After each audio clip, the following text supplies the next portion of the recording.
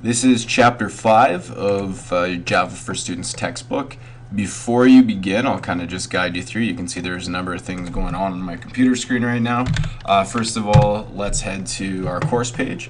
And remember, you can get to it actually, first of all, easiest way to get to it, if you forget, is going from the John Paul II homepage, going to teacher pages, and going to my page. If that site ever changes, well, it's just what you see up top. It's that URL. And we'll go to Computer Science 30. Once we get to Computer Science 30, we'll go to Java for Students textbook. And as we went through all these previous chapters, we are now looking at Chapter 5. Before we get into Chapter 5, I want you to make sure that you get to this page, Java Chapter 5. I'd also like to make sure that you've got your Broxy account open to run your code. And the other thing I would like you to have open is this PDF file, which is accessed right here, or you can go through with your textbook. It's just a scanned copy of your textbook that's been put online for your convenience. Now, the first thing we'll do is we'll look at Chapter 5. It's methods and parameters. Now, we will breeze through a few things in here. Certain content, in my opinion, is more important than the other parts. We will try to focus on the minor details. If at any point you want to go ahead or you need to stop and kind of just reassess things, feel free, but this is set up for your convenience to go back and forth at whatever speed you do choose. So first of all, let's just make sure that we open this PDF file by clicking download. I of course have it open, so I'm going to just go to it and we'll go through this chapter here. So we'll start by just reading through. Now this chapter, you can see, is broken into a number of pages. It goes from page 46 all the way until 60, 61, so about 15 pages in length.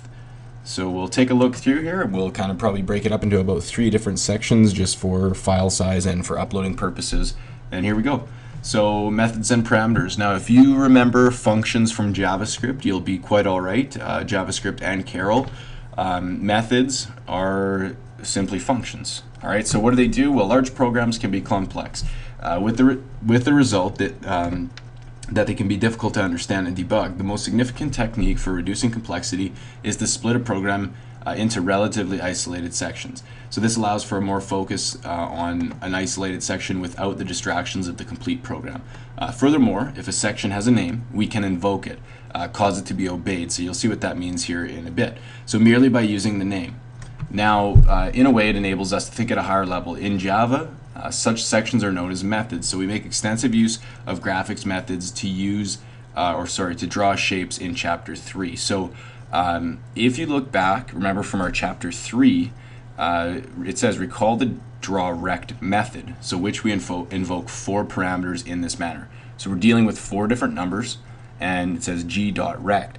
Now, first of all, the use of parameters allows us to control the size and position of the rectangle. This ensures that the drawRect is flexible enough for a variety of circumstances. So if we change these values, obviously our rectangle is going to change in size. The parameters modify its actions. Incidentally, the correct Java terminology is arguments, but we shall use the more meaningful term parameters. So remember, these numbers are parameters. Secondly, note that we could produce a rectangle by 4 invocations of a draw line. So essentially, basically what we want to say in this second paragraph here is that a rectangle, remember, if you break it down into its most simple form, is 4 lines. But it is a method. It is something that has been simplified by writing what you see right here. It will produce that rectangle. Rather than having to write 4 lines of code, you write 1 line of code. So you'll see where that comes up in a little bit. So in fact, if you were to look behind the scenes at the source code for drawRect, you would see that this is indeed how a rectangle is drawn. So however, bundling up the 4 drawn line instructions inside a method is known as drawRect is a sensible idea. It enables the graphics programmer to think at a higher level. So basically what it's saying is, please just remember that shapes, whether it's a rectangle, or we'll start looking at triangles, those are actually methods comprised of multiple lines. So you'll see how those calculations work. It can be a little bit confusing, especially when you're dealing with graphics. Don't sweat it. We'll make sure we get through this, okay? So writing your own methods. Here we will examine the construction of a method which draws an isosceles triangle. So 2 sides are equal. The triangle on a flat base and in the form of a 10. So we're designing the method so we can choose the parameters that will be required. So for example, we could choose 3 pairs of coordinates. But for isosceles flat-base triangles, we'll choose the coordinates for the bottom left corner, all right, so the bottom left corner of our triangle, the length of the base, and the vertical height. So we want to draw 3 lines. Now these 3 lines we'll go through extensively to make sure that we aren't lost in terms of how this actually worked. Now this is the most important example that I want you to look at. Here are some Java statements which draw a triangle from the bottom corner, 80 pixels in and 200 pixels down, with a base of 100 and a height of 110. So we'll be drawing with the paintbrush, just in Paint. I'll just grab a brush that we'll be able to see, and then we'll take a look. So first of all, we'll draw this first line, so we know the parameters always basically turn into be connect the dots. So we're going to go 80 in on the x-axis, and we're going to go 200 down. And we should be able to find this spot. Now this part should be fairly easy for us. Now the next step, 80 plus 100 and 200. Now don't get complicated, don't get confused when you see something like this, 80 plus 100. What that means is it's just 80 in plus 100. That's because our base is 100, so plus 100. So 80 plus 100 is 180. So 180 on the x-axis and 200 down. And what that does now is just allows us to find our start and end point and connect the dots. So that's our first line. And if you kind of miss that, you can definitely go back and go through that one more time. So secondly, we draw from the right of the base to the apex. We divide the base by 2 to find the midpoint. So why do we want to find the midpoint? Of course, because we're drawing a triangle. So in this case, draw a line, 80 plus 100. So we're going in 80 plus 100 is going to take us to 180. And we're going to drop down 200. And this is going to be the start point. We are going to be drawing the line for a triangle that's going to be going upwards. So now we know that that for sure is our start point. Now the next thing, 80 plus 100 divided by 2, well, we want to do this division first. 100 divided by 2 is 50, so it's going to essentially be 80 plus 100. So now we're going in 80 plus 100, 80 plus 50, so 80 plus 50 is going to take us to 130, and then 200 minus 110 is going to take us to 90, and that's just the height being subtracted here. So essentially what we'll have going on is, again, to find our start point is here. We know that it's 180 in and 200 down. Now we're going to be looking at, again, 80 in, so 80 in plus 50, which is 130, and 200 minus 110 is going to take us to 90. So we'll get to 90, and there's the endpoint of our next line, so we'll connect that dot. And now the next one we'll be looking at here, thirdly, we draw from the apex to the bottom left. So 80 plus 100 divided by 2. So 100 divided by 2 is, again, 50. So 80 plus 50 is going to take us to 130. And then we're going 200 minus 110 to get us to 90. There's the start point of our last line. And then the end point is going to be 80 in and 200 down. We know that we just connect the dots. So that is the simple triangle right there. Now we're going to look at the next example here. So we'll continue on looking at this next example. So rather than calculating each point as a single number, we have left some of them as expressions to show the calculations involved. So later we will simplify these calculations. Altering the above triangle is difficult, but we can make it more flexible by introducing variables. So as shown as in this complete program below. So this one right here, what we've done is, instead of putting these numbers into these calculations that we see above here, we've actually created variable names down here. So they're doing the same calculations. You see it says draw a line, bottom x plus base, bottom y. Well, if you look at this one up here, draw a line 80, 200, 80 plus 100, and 200. Essentially, it's doing the same math, but it's doing it with variable names. Well, why would we do that? Because we can go in and we can change these values, and then we can produce the triangle however we would like. So let's look at this example here. We'll just pull it up in Broxy, and that's not the exact one that we want to look at. I'm just going to pull up triangle try. Before I do that, I'll save this particular one, and we'll pull up triangle try. So triangle try, I will run this one and we'll take a look. Now you can see the code is up top here. We've specified bottom x is 80, bottom y is 200, the base is 110, and the height is 110 as well. I'm going to change this value actually to 100 because that's what we were working with before. It doesn't change it much, but it does change a little bit.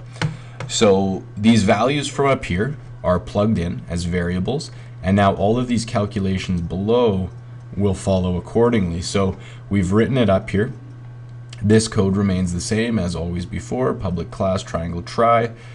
This is something that we're going through right now. Public void paint graphics, that is all information that we had prior to working in graphics. Now these variables right here, that's something where you're kind of going to have to draw from chapter 4. We are using variables, but in this sense now we're using them for graphics.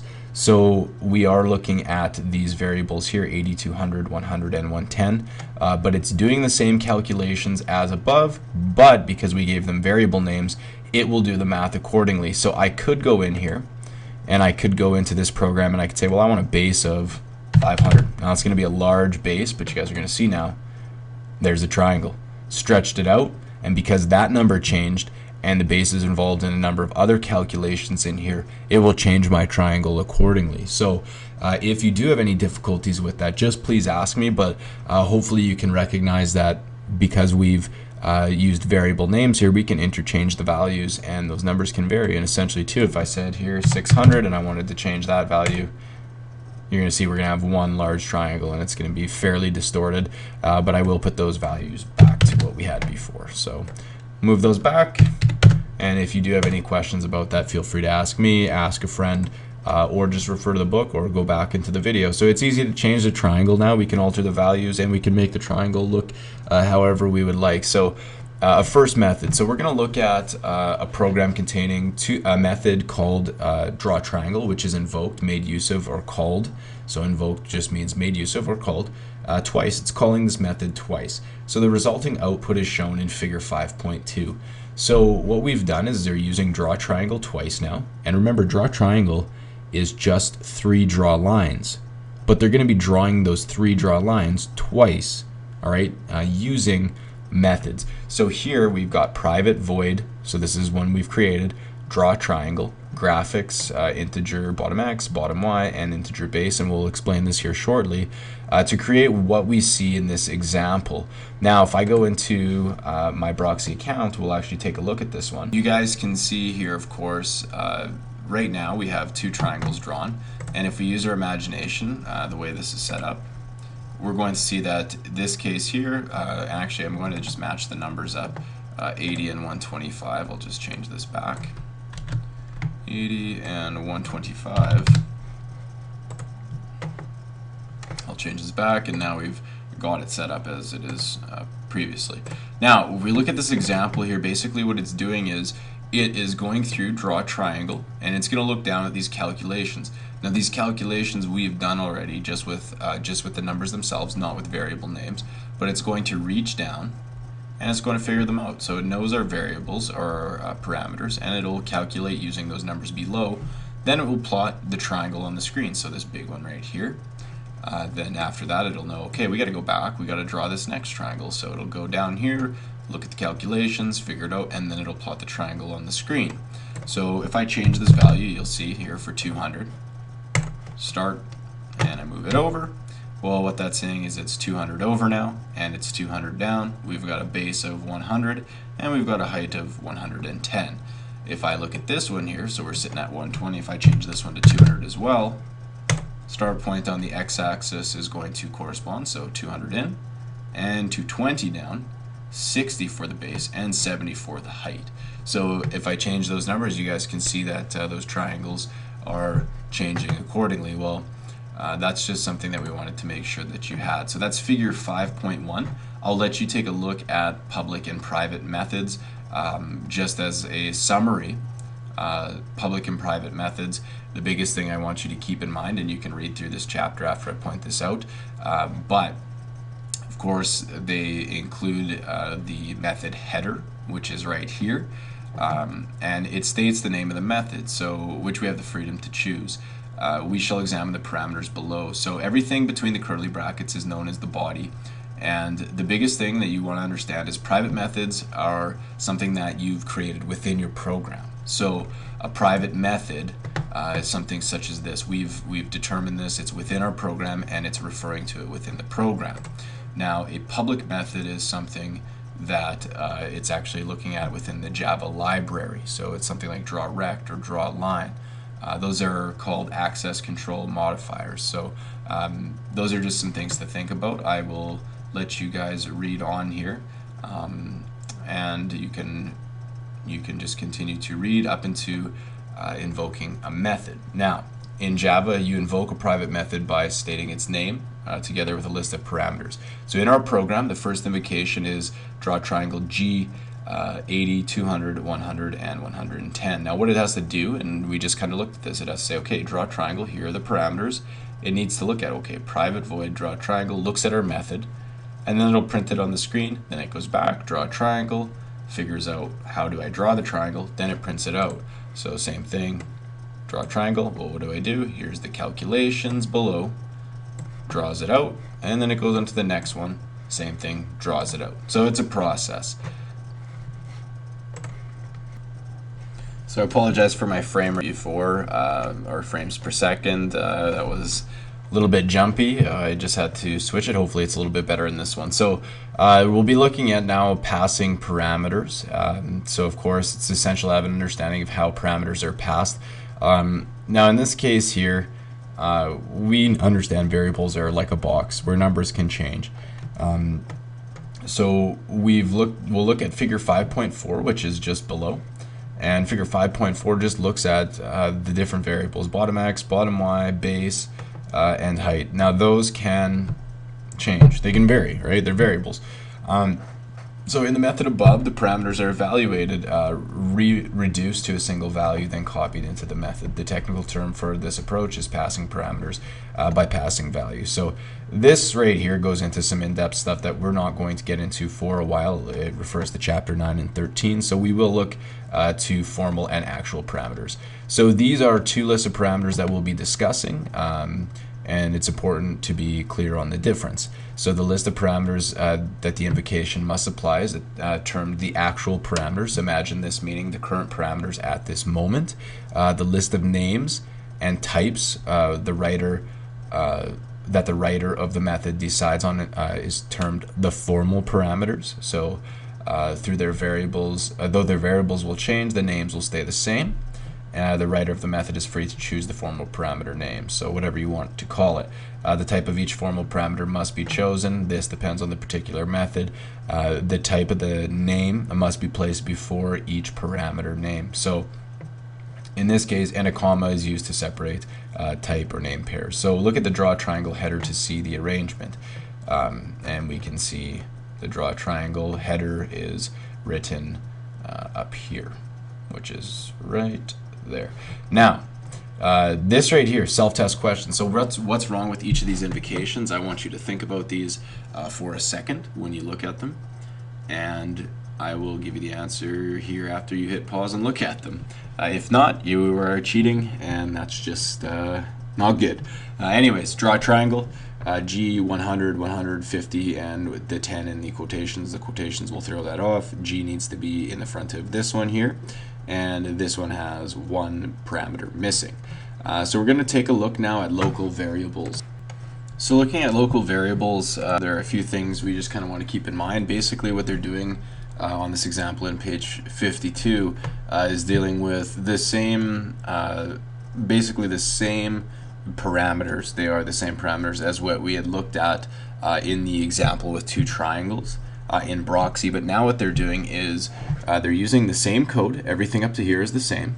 So this top part is where things changes in our method, and what they've done is they've just broken it even into a simpler form. So the program shows the use of variables to simplify the calculations in draw triangle. So they've created variables to say, okay, well, integer right x is equal to bottom x plus base, integer top x is equal to bottom x plus base divided by 2, and integer top y is equal to bottom y minus height. So they're getting into more complex situations. Personally, I would probably just leave it as is. And you can see down here in the draw lines there is no calculations happening anymore. It's strictly just the parameters, because within the method they're getting a little bit complicated. They're starting to say, well, here's a simpler form, but really it's breaking it down to the point where a person almost doesn't know what's right anymore. So I would stick personally with the example that we saw in the two triangle example. That just keeps things nice and simplified for you. So the variables right x, top x, and top y, which we have introduced, exist only within draw triangle. So if variables of the same name exist within other methods, there is no conflict. In each method uses its own copy. So another way to look at this, when other programmers are creating methods, they can invent local variables without cross-checking with everyone, because we are all connected. Now, the role of the local variable is to assist in the work of the method. Whatever it is doing, the variable have a limited scope, so restricted to their own method. Their existence is temporary, and they are created when a method is invoked and destroyed when it exits. So this example up top, I'm not so concerned with you getting stressed out over it, but what they're doing is they're just further simplifying the variables used below here in the draw lines. But I would just personally stick to the two triangle example. That seems to be the one most people tend to get the best. Now in Java, the creator of a method is free to choose appropriate names for local variables and formal parameters. So you can name your parameters whatever you'd like. But what happens if names are chosen which clash with other variables? So we could have private void method 1, integer x and integer y, integer z is equal to 0, code, and so on. Now we have private void method 2, integer z, integer x, integer w is equal to 1. Let us assume that the methods have been written by two people. Method 1 has x and y as parameters, declares an integer z. These three items are all local to method 1. In method 2, the programmer exercises the right to freedom to name its local items and opts for z, x, and w. The name of x and of z does not give a problem, as Java treats x, the x of method 1, different as the x of method 2. So they do not clash. So let us summarize the method facilities that we've discussed so far. So later we will include the return statement. So the general form is private void, so whatever you choose to name it, and the parameters, and then the body. Programmer chooses the method name, so you can make up the method name.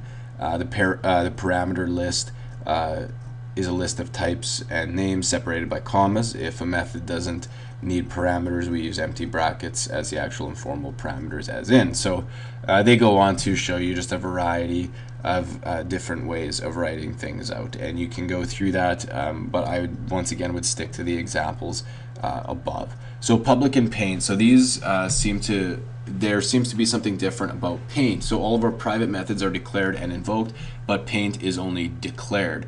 So there is something different. The applet viewer or browser initiates your applet and expects you to provide a declaration of a method called paint. So the applet viewer then invokes paint as required. This also explains why paint cannot be private.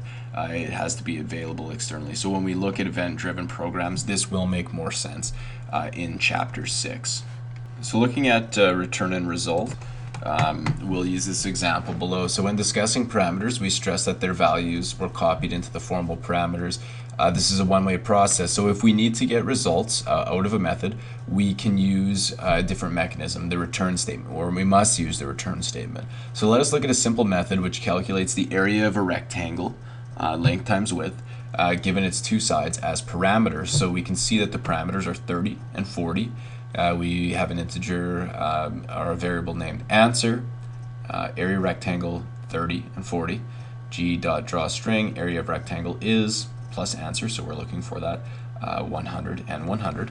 And we'll just take a look at this example here.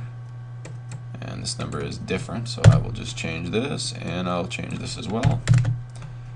And we're going to run this. Now, what we see here, integer answer, area, rectangle, 30 and 40, the draw string, so it's going to produce this. Now we're just trying to figure out how we get this value. So below, area rectangle is inside 1 and inside 2. Integer area is equal to side 1 multiplied by side 2, return area. So what's going to happen is it says there are a number of features in this example, so which go hand in hand. So instead of void, we have used a type, in this case, int. This specifies that this method will use a return statement to pass back a value of that type. So it's going to be passing back an integer value. The choice of the type depends on the problem, but it can be an int, float, a string, depending on the issue. In this case, we're dealing with whole numbers. So to return a value, we put return and expression. So in this case, we're returning area. All right, so we're trying to figure out what this area actually is. So what that area actually is, and what when we go to return area, so side 1 multiplied by side 2, area rectangle, we're looking at up here, which is actually 30 times 40, which is our answer, which is going to be produced right here. A little bit of a confusing concept to wrap your head around. We can look at this example up here. Remember, this right here is just the positioning. This is actually our variable, which is up here. This is just the string. Now, the variable that we see up here is actually going to be calling this method below. This is area of rectangle. It's calculating side 1 multiplied by side 2. It's going to return area up to area rectangle, and it's going to tell it that side 1 multiplied by side 2 is going to produce answer, which we see below, 30 times 40, so which is going to give us 1200. Now in this case, it's going to return the expression. The expression could be a number, a variable, a calculation, or even a method invocation, but it must be a correct type. So as specified in the declaration of the method, its header. So additionally, the return statement causes the method to stop executing and returns immediately to where it left off, invoking the method. So it's just going right back up and saying, okay, 30 times 40, boom, answer is 1200. And it's positioned at 100 in and 100 down is where our string will go.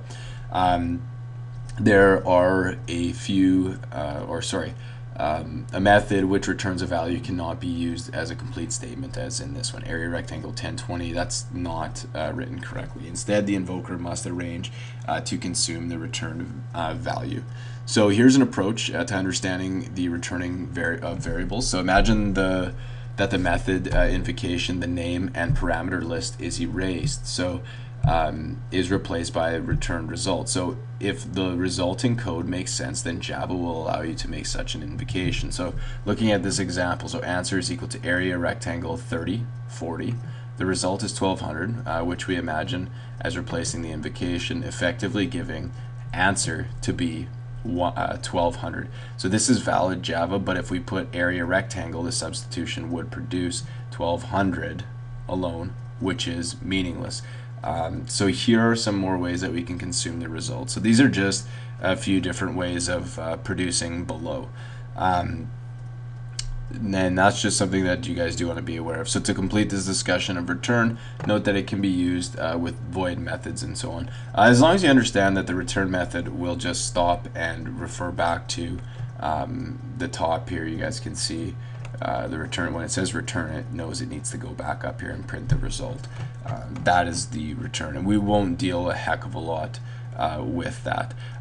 Methods, as we go forward, can get to be a little bit more complex. You can see this is just a modification of showing how flexible methods can be. You can read through that if you would like. And then we're actually going to take a look at now building on methods, which is going to look at the little house example.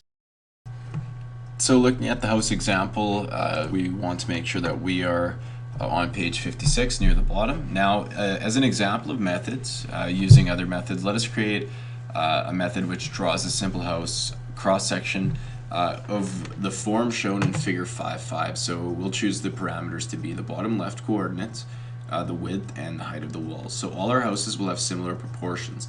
The roof height will be half the height of the wall height. So half the height. 100 units for the wall height, so therefore half the height of 100 is going to be 50 for the roof height. So figure 5.6, this is what it's going to look like. We will use the drawRect from the Java library, so remember that's a method that's already created within Java, and use one of our own, so draw a triangle. This example illustrates the need for the import statement. The drawRect method is in fact contained in a pre-written library which is in the Java system. So if we omitted the statement import.java.awt, then drawRect would not be linked to our program. So on the other hand, we don't need to include for drawTriangle because it exists within our program. So we're actually going to have our triangle be put to use once again. So we have written up here, import java.awt and so on. We can see we have draw house twice. We are going to produce 2 houses. This code here, all right, besides seeing draw house, nothing really changes besides the name and seeing draw house, but I mean everything else is fairly similar. Private void draw triangle and beyond. This is just our triangle method. Now what we're trying to do is we're trying to draw a house. So we're trying to create a basically a method that's going to draw a house, but in order to draw that house it also has to refer to the method of drawing a triangle. So it's looking at you're creating a method by using another method to produce this house. So the program is straightforward. If you recall that the details about the drawing, so G above, need to be passed to any method that draws. So methods return to where they were invoked from. So paint invokes the draw house invokes the drawRect, draw house invokes draw triangle as well, and draw triangle invokes draw line 3 times. So paint invokes draw house, remember that'll produce the house. Draw house is looking for drawRect, and it's also looking for draw triangle to be able to actually just say, well, I want to create a house. It needs to look for those 2 methods. And draw triangle invokes draw line 3 times because we know a triangle is made up of 3 lines. So actual parameters can be expressions. So height divided by 2 is evaluated, then passed into draw triangle. The bottom x of bottom and bottom y of house and the bottom x and bottom y of draw triangle are totally separate. So their values are stored in different places. And we talked about that previously, excuse me. So you will see what might have been a long and complex program been written into a short program split into methods with meaningful names. So this illustrates the power of using methods. So in this case, so looking at the house example a little bit more in depth, we can see it's drawn on here in applet view, and that's all great. And we know that we're drawing 2 houses. We are using the draw triangle method, which we've specified up here is consisted of 3 draw lines. But we want to really focus on the draw house aspect of it.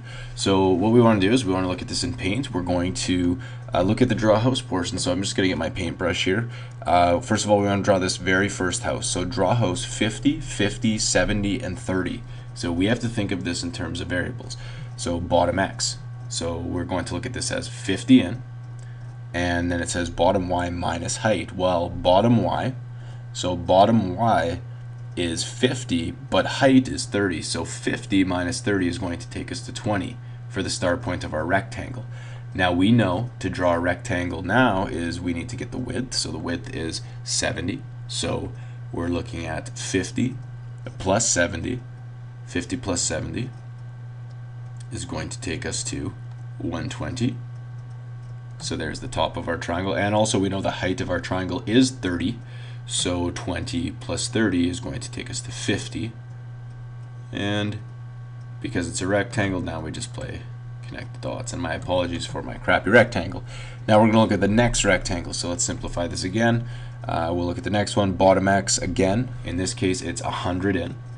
And it's going to be bottom x minus height, so, or bottom y minus height, so 50 minus 20 in this case, because height is 20 in our case right here, is going to take us to 30. So which is going to have us right here. So 50 minus 20 is going to be 30. There's our start point. We know now that the width for this particular rectangle is 60, so 100 plus 60 is 160. And we know that our height overall is 20, so we have 30 plus 20 is going to take us to 50. So there's the bottom rectangle portion. Now that part's fairly simple, but we do want to think now about the triangle. And when we work with the triangle, we have to remember, like, it's being invoked, the triangle, actually the draw house is being invoked, is invoking the draw triangle, and the draw triangle is invoking the draw line. So we have to think in a series of steps, and it can get fairly confusing. But we're using these numbers above. So draw triangle, we're going to do it for the first one, 50. So 50 in, all right, 50 in and 50 down. 50 in, all right, so 50 in and 50, which bottom y minus height 50 and 30 is going to take us to 20. So there's our point, and 70 is our width, so that'll take us all the way across, and our height divided by 2 is 20. So 20 divided by 2 is 10.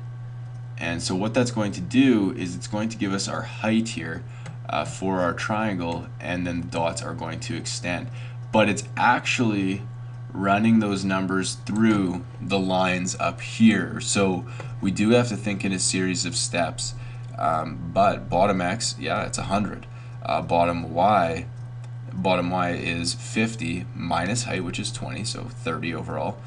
Width is 60, and height is divided by 2. That's going to give us 10 in total. So essentially it will draw this, but it will have to go back through these calculations, and we do have to think of each of these numbers as the numbers we see above. So that's the house example. I mean, you can continue on and draw the triangle on the top here, and we can do that as well if you'd like. And you can see, draw a triangle for this one. It's 100 in. So 100 in, we're going 50 down. Actually, in this case, sorry, 100 in, bottom y minus height, so 50 minus 20 is going to take us to 30, which is right here. We know the width of our triangle is going to be 60, and the height divided by 2 is 10. So once again, we still have the same roof, which is 10. Just sets us up about here, draws down, and so on. Drawing looks much better on this side, but that is the way we can look at it.